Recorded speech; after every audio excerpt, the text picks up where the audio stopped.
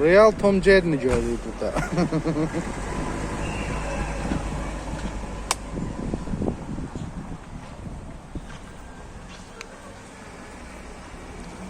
Aa.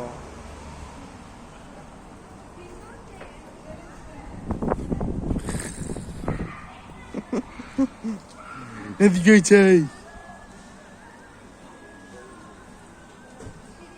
Oynamak istersen o muşla.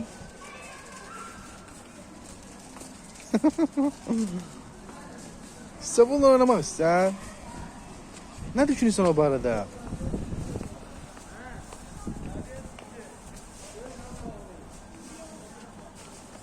Dostluk kurmak istersen. Hey yumru yanak. Hey topuş. Topuş yanak. Ay çay.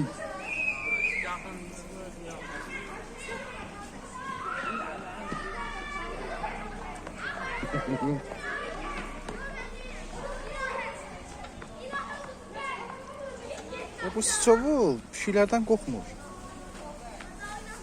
Acayip bir fenomenal bir hadisə görürük. Demək ki, sıçovulların bir şeylərdən qorxduğunu demək ümumi qavramdır. Dünənki söhbətə bir örnək veririk burada dostlar. Demək ki, sıçovullar heç də həmişə bir şeylərdən qorxmurlar.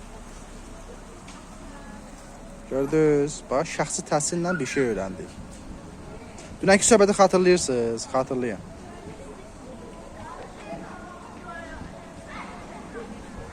Hələlik özünüzdən müğayət olun.